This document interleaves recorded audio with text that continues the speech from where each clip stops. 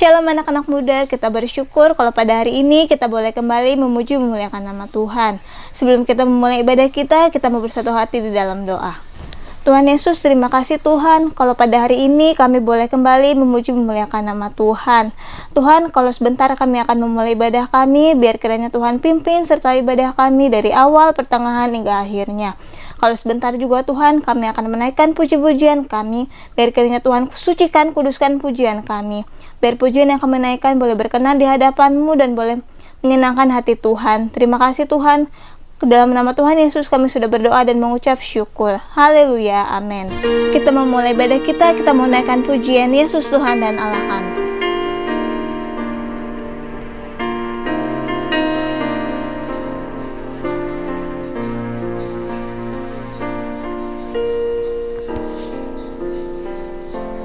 Yesus Tuhan dan Allah kami,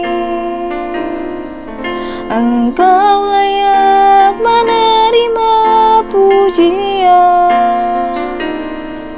hormat dan kuasa, sebab Kau telah ciptakan segalanya.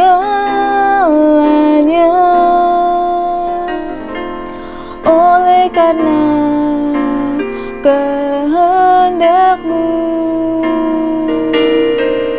semuanya itu telah ada dan diciptakan untuk kemuliaan-Mu. Terpujilah Tuhan,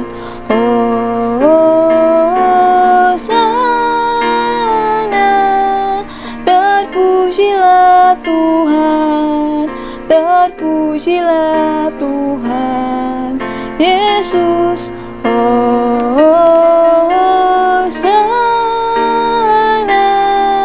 terpujilah Tuhan, terpujilah Tuhan Yesus.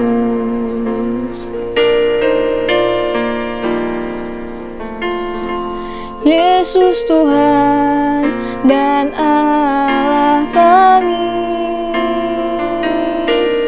Engkau layak menerima pujian, hormat dan kuasa, sebab Kau telah ciptakan segalanya. Oleh karena kehendak-Mu, semuanya itu telah ada dan diciptakan untuk kemuliaan-Mu. Terpujilah Tuhan,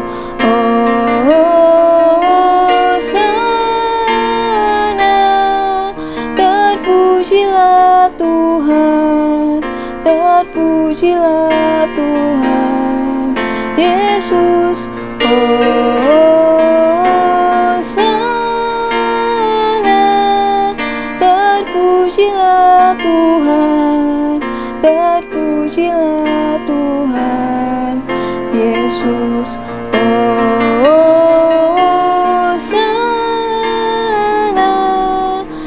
Terpujilah Tuhan, terpujilah Tuhan Yesus. Hosana,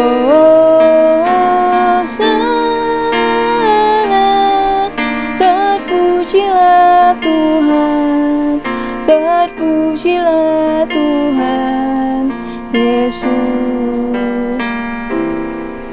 Terpujilah Tuhan Yesus, terpujilah Tuhan Yesus. Kita mau nyanyikan pujian kita, jangan lelah.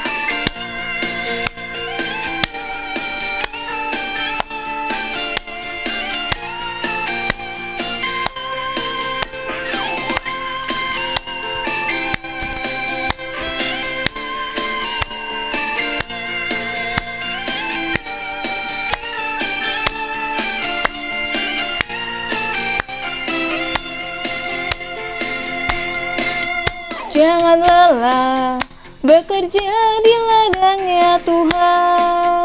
Roh Kudus yang beri kekuatan, yang mengajar dan menopang. Tiada lelah bekerja bersamamu Tuhan, yang selalu mencukupkan akan segalanya. Ratakan tanah bergelombang, timbunlah tanah yang berlubang, menjadi siap dibangun di atas dasar iman. Ratakan tanah bergelombang, timbunlah tanah yang berlubang, menjadi siap dibangun di atas dasar iman.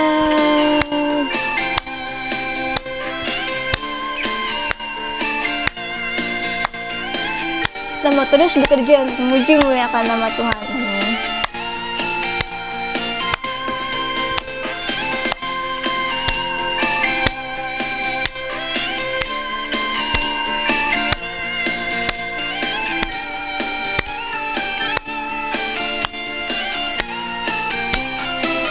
Katakan jangan lelah, jangan lelah bekerja di ladangnya Tuhan. Roh Kudus yang beri kekuatan, yang mengajar dan menopang. Tiada lelah bekerja bersamamu Tuhan, yang selalu mencukupkan akan segalanya. Ratakan tanah bergelombang, timbunlah tanah yang berlubang, menjadi siap dibangun di atas dasar iman. Ratakan tanah bergelombang, timbunlah tanah yang berlubang, menjadi siap dibangun di atas dasar iman. Ratakan tanah bergelombang, timbunlah tanah yang berlubang, menjadi siap dibangun di atas dasar iman. Ratakan tanah bergelombang, timbunlah tanah yang berlubang, menjadi siap dibangun di atas dasar iman, menjadi siap dibangun di atas dasar iman. Kita mau sambung pujian kita dengan sebab Tuhan baik. Masuk gerbangnya bersyukur dengan penuh pujian, bersuka di hadiratnya, yang dibesarkan agung namanya. Puji dia tiuplah sangkakala, musik dan tarian. Semua makhluk di bumi di surga dengan senang hati naikkan pujian. Sebab Tuhan baik, sebab Tuhan baik, sebab Tuhan baik, anugerahnya kekal selamanya. Sebab Tuhan baik, sebab Tuhan baik, sebab Tuhan baik, anugerahnya kekal selamanya. Masuk gerbangnya bersyukur dengan penuh pujian, bersuka di hadiratnya, nyanyi besarkan agung namanya. Puji dia tiuplah sangkakala, musik dan tarian. Semua makhluk di bumi di surga dengan senang hati naikkan pujian. Sebab Tuhan baik, sebab Tuhan baik, Sebab Tuhan baik, anugerahnya kekal selamanya. Sebab Tuhan baik, sebab Tuhan baik, sebab Tuhan baik, anugerahnya kekal selamanya. Masuk gerbangnya bersyukur dengan penuh pujian, bersuka di hadiratnya, nyanyi besarkan agung namanya. Puji dia tiuplah sangkakala, musik dan tarian. Semua makhluk di bumi di surga dengan senang hati naikkan pujian. Sebab Tuhan baik, sebab Tuhan baik, sebab Tuhan baik, anugerahnya kekal selamanya. Sebab Tuhan baik, sebab Tuhan baik, sebab Tuhan baik, anugerahnya kekal selamanya. Sebab Tuhan baik, sebab Tuhan baik, sebab Tuhan baik, anugerahnya kekal selamanya. Sebab Tuhan baik, sebab Tuhan baik, sebab Tuhan baik, anugerahnya kekal selamanya. Sebab Tuhan baik, sebab Tuhan baik, sebab Tuhan baik, anugerahnya kekal selamanya. Sebab Tuhan baik, sebab Tuhan baik, sebab Tuhan baik, anugerahnya kekal selamanya. Sebab Tuhan baik, anugerahnya kekal selamanya. Sebab Tuhan baik, anugerahnya kekal selamanya. Kita mau siapkan hati kita untuk mendengarkan firman Tuhan. Kita mau naikkan pujian seperti Bapa sayang anaknya.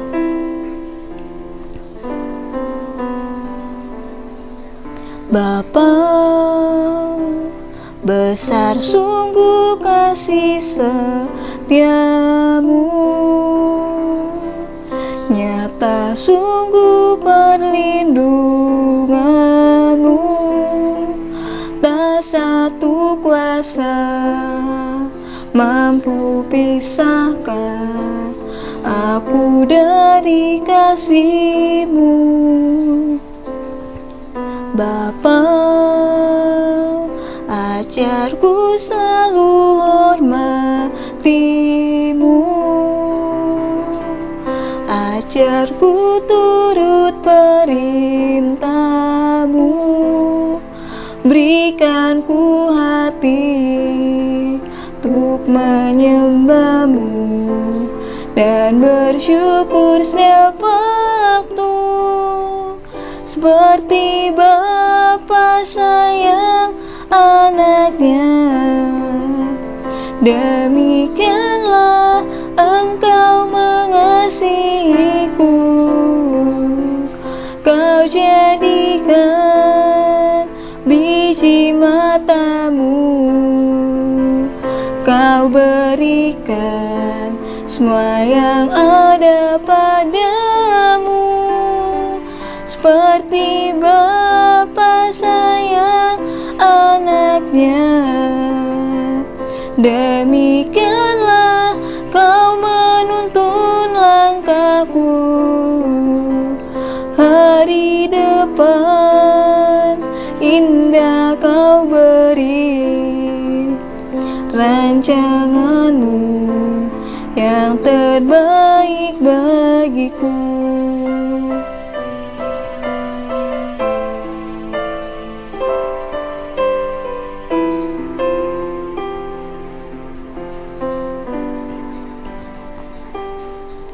Bapa, besar sungguh kasih setiamu, nyata sungguh perlindunganmu, tak satu kuasa mampu pisahkan aku dari kasih-Mu. Bapa, ajarku selalu hormati-Mu, ajarku turut perintah-Mu, berikanku hati untuk menyembah-Mu dan bersyukur setiap waktu, seperti Bapa sayang anaknya. Demikianlah Engkau mengasihiku, Kau jadikan biji mata-Mu, Kau berikan semua yang ada padamu, seperti Bapa sayang anaknya. Demikianlah Kau menuntun langkahku, hari depan indah Kau beri, rancangan-Mu yang terbaik bagiku.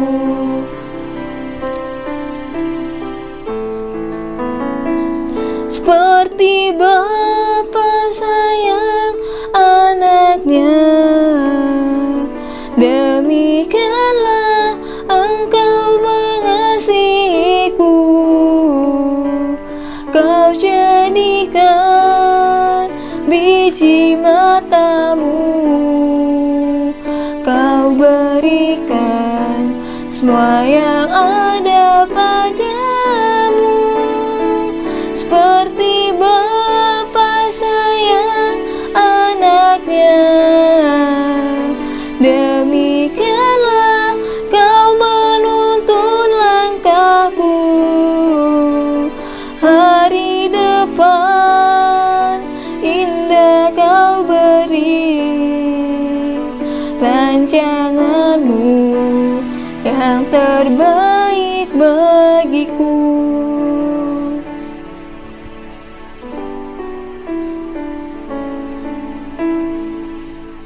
Kita mau satu hati dalam doa untuk firman yang akan disampaikan.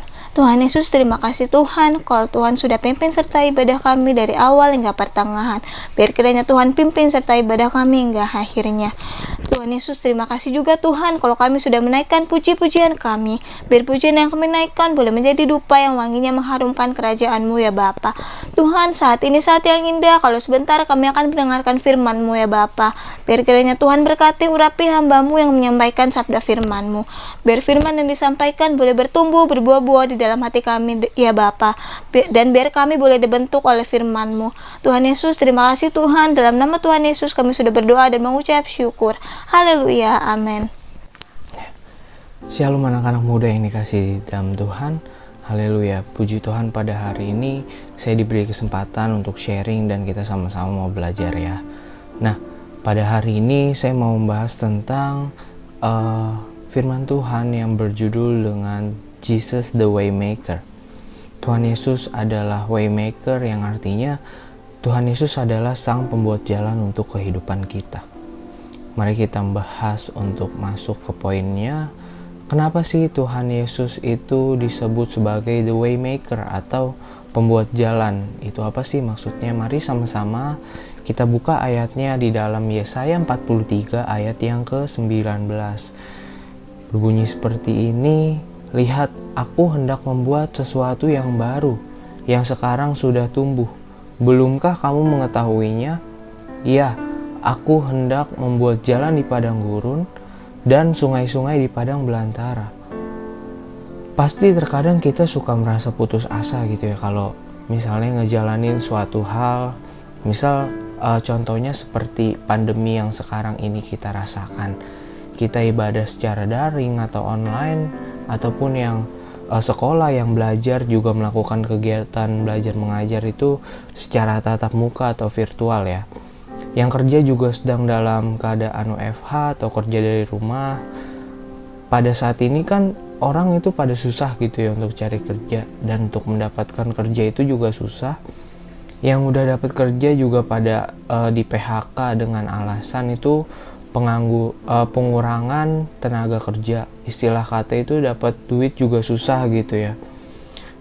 Terus ada pikiran kayak gini kita, gimana ya cara mama papa mau bayar uang sekolah, gimana ya bayarin kuliah, belum lagi ada biaya hidup yang harus dipenuhi setiap harinya gitu. Nah, kita harus percaya kepada Tuhan Yesus, karena Tuhan Yesus adalah sang pembuat jalan untuk hidup kita. Kalau kita mungkin bilang gitu ya, aduh buntu ya, gak ada yang bisa kita lakuin lagi dalam kehidupan kita. Tapi kita harus selalu ingat, Tuhan Yesus itu yang membuat terobosan untuk hidup kita, sehingga kita bisa keluar dari jalan yang buntu itu. Kita harus terus percaya kepada Tuhan Yesus dan harus terus taat sama Tuhan Yesus. Saya punya cerita, jadi pada waktu itu ya kurang lebih sekitar 4 bulan yang lalu itu kan saya lagi masuk ke semester 4 gitu ya. Teman-teman kuliah saya itu pada salah satu teman kuliah saya itu kirim pesan di Telegram. Dia bilang kayak gini, susah ya di TSM gitu, kayaknya gue mau mundur deh. Soalnya dia bilang ada beberapa faktor yang jadi alasan kenapa dia mau mundur dari TSM, dari kampus saya gitu ya.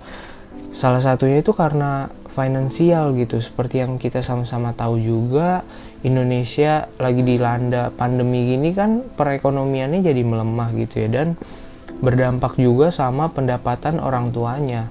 Jadi dia gak kuat dan dia bilang dia mau mundur gitu. Terus aku jawab gini, ya perkara susah atau enggaknya sih tergantung kitanya.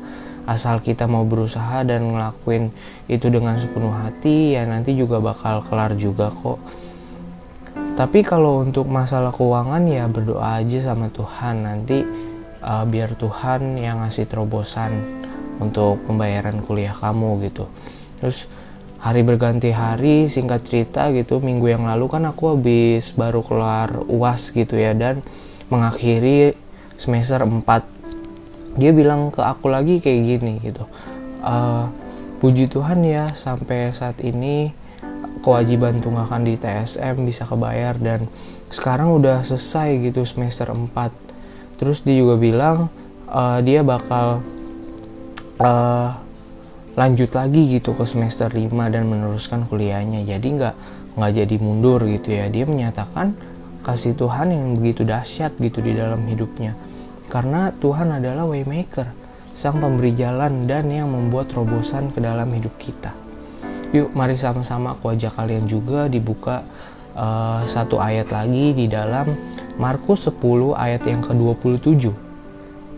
Yesus memandang mereka dan berkata, bagi manusia hal itu tidak mungkin, tetapi bukan demikian bagi Allah, sebab segala sesuatu adalah mungkin bagi Allah.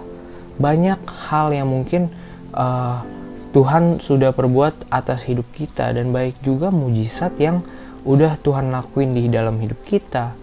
Mungkin juga kita tidak menyadari akan mujizat itu, tapi Tuhan udah merencanakan suatu hal yang besar di dalam hidup kita. Aku juga punya cerita lagi nih sedikit.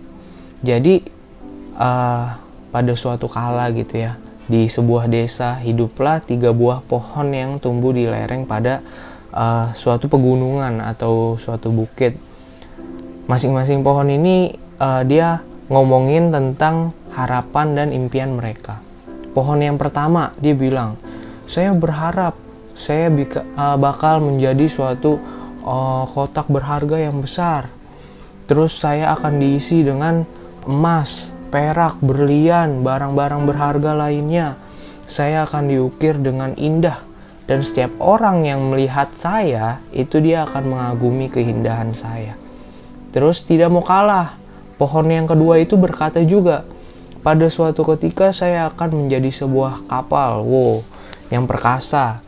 Saya akan membawa para raja dan ratu mengarungi samudra dan belayar ke ujung dunia. Setiap orang akan merasa aman di dalam diri saya. Dia bilang gitu. Lalu pohon cerita ini juga berkata, saya ingin tumbuh menjadi pohon yang paling tinggi dan yang paling tegak di daerah ini atau di desa ini ya. Orang dapat melihat saya di puncak sebuah bukit dan melihat ke cabang-cabang saya dan berpikir betapa dekatnya saya dengan surga dan Tuhan hingga bisa meraihnya. Saya akan menjadi pohon yang terbesar sepanjang zaman dan orang akan selalu ingat akan saya. Setelah beberapa tahun, mereka di antara ketiga pohon ini itu berdoa agar impiannya itu bisa sesuai sama impiannya gitu atau menjadi kenyataan. Nah, sekelompok penebang kayu itu tiba-tiba datang ke situ, ke desa itu. Terus ketika salah seorang menebang kayu datang ke pohon yang pertama, ia berkata, si penebang kayu ini berkata, dia bilang, ini tampaknya pohon yang kuat. Saya kira saya dapat menjual kayunya pada seorang tukang kayu. Ia pun mulai menebang pohon itu.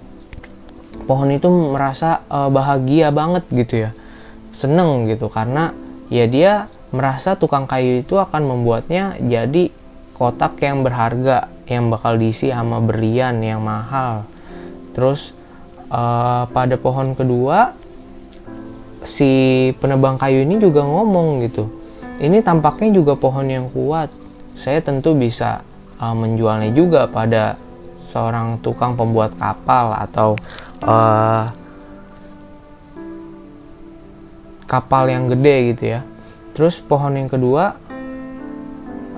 merasa bahagia juga gitu, karena si penebang kayunya itu dia bilang bakal dijual untuk ke seorang pembuat kapal sesuai sama impiannya gitu ya. Terus ketika penebang kayu itu sampai tibalah di pohon ketiga, pohon itu merasa cemas karena kalau ia ditebang maka impiannya tidak akan menjadi kenyataan, karena impiannya itu kan dia pengen bertumbuh semakin tinggi gitu ya, sampai dekat dengan surga gitu katanya kan. Terus si tukang kayunya ini juga si tukang penebang kayunya itu juga ngomong, katanya saya tidak memerlukan hal istimewa pada pohon saya, maka saya akan ambil saja pohon ini.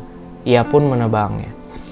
Ketika pohon pertama tiba di tukang kayu untuk dijual gitu ya, misalnya, tukang kayu itu membuatnya menjadi kotak makanan untuk hewan.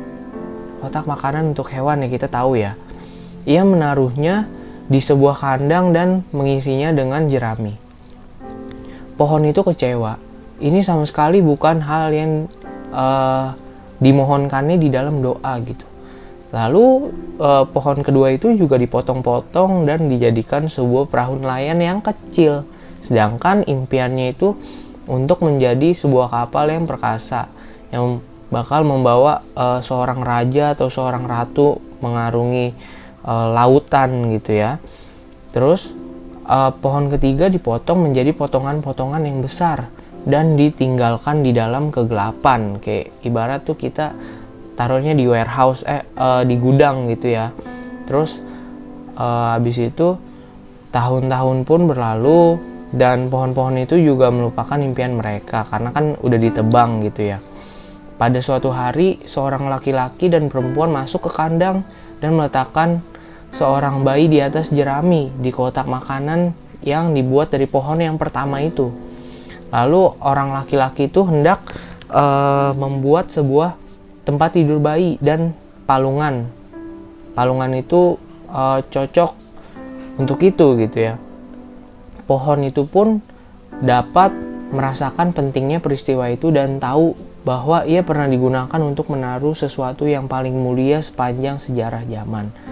Yaitu adalah tempat lahirnya Tuhan Yesus gitu ya. Beberapa tahun kemudian, sekelompok orang yang menumpang kapal nelayan dibuat dari pohon yang kedua itu. Salah seseorang diantaranya lelah dan tertidur gitu ya. Ketika mereka sedang berada di tengah danau itu, mereka diterjang badai. Jadi ada badai gitu datang, dan pohon itu merasa tidak cukup kuat untuk melindungi orang-orang itu. Orang-orang itu pun membangunkan orang yang tertidur itu, dan ia berdiri serta berkata, "Tenanglah," dan badai pun berhenti. Pada saat itu juga tahulah pohon itu bahwa ia telah membawa raja dari segala raja di perahu itu. Ya, kita sama-sama tahu yang mujizat Tuhan Yesus itu meredakan angin ribut atau badai gitu ya. Terus akhirnya datanglah seorang yang mengambil pohon dari pohon yang ketiga. Lalu kayu itu dibawa sepanjang jalan oleh seorang, dan orang-orang mengolok-olok orang yang membawa kayu itu. Ketika sampai di tujuan, orang itu dipaku pada pohon itu, ditegakkan, dan ia mati di puncak bukit. Ketika minggu tiba, pohon itu menyadari bahwa ia cukup kuat berdiri di atas bukit itu dan berada sangat dekat dengan Tuhan sesuai dengan impiannya gitu. Karena Yesus telah disalibkan di kayu itu dari si pohon yang ketiga ini. Nah, apa sih tema atau inti dari cerita ini? Kalau misalnya kita ada hal sesuatu yang tampaknya tidak berjalan, tidak sesuai dengan kehendak kita, mungkin itu jadi kita mikir bahwa buat apa ya gue ngelakuin ini, gue ngelakuin itu, tapi tidak ada hasilnya gitu. Tapi yang kita harus tahu bahwa Tuhan itu mempunyai rencana untuk hidup kita. Tuhan itu punya rencana yang dahsyat untuk kehidupan kita. Jadi kalau kita misalnya menaruh kepercayaan pada Tuhan, kita terus puji sembah Tuhan, Ia akan memberikan kita anugerah yang besar. Belajar dari kisah yang tadi gitu ya. Setiap pohon itu memperoleh hal yang diinginkannya, hanya bukan dengan cara yang mereka bayangkan itu. Kita tidak tahu, tidak selalu mengerti rencana Tuhan untuk hidup kita. Kita tuh cuma tahu bahwa cara Tuhan itu bukan cara kita, tapi kita tahu bahwa caranya itu, cara Tuhan selalu itu pasti yang terbaik untuk kehidupan kita. Jadi sharingan pada hari ini tidak saya panjang lebarkan. Yuk, mari sama-sama kita satu hati di dalam doa. Ya Tuhan, terima kasih buat setiap apa yang Kau berikan hari ini ya Tuhan. Kami sudah mendengarkan sebagian dari firman-Mu ya Tuhan. Kiranya firman ini bisa bertumbuh, berkembang untuk hidup kami masing-masing ya Tuhan. Kau berkati juga yang sekarang sedang menonton ibadah ini ya Tuhan, di rumah-rumah secara online. Kau juga kirimkan berkat yang sama untuk mereka ya Tuhan, untuk anak-anak cute di Tunas Remaja ini ya Tuhan. GPI haleluya. Kau juga terus berkati mereka ya Tuhan, berikan mereka perlindungan, kesehatan, keselamatan yang sempurna daripada Engkau ya Tuhan. Kami juga akan sebentar lagi mengakhiri ibadah ini ya Tuhan. Pada hari ini kami juga minta berkat yang sama juga turun daripada-Mu ya Tuhan. Terima kasih buat setiap waktu-Mu ya Tuhan, setiap kesempatan yang Kau berikan ya Tuhan. Terima kasih ya Tuhan. Pujilah Kau selama-lamanya. Haleluya. Amin.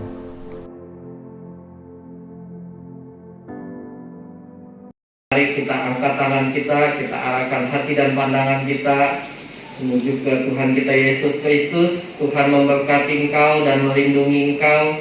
Tuhan menyinari engkau dengan wajahnya dan memberi engkau kasih karunia.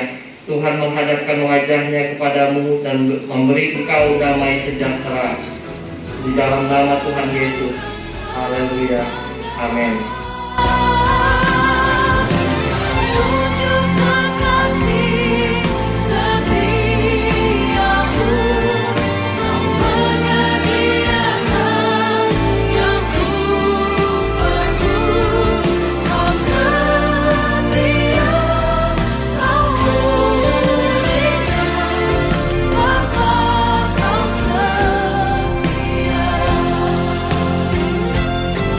Kau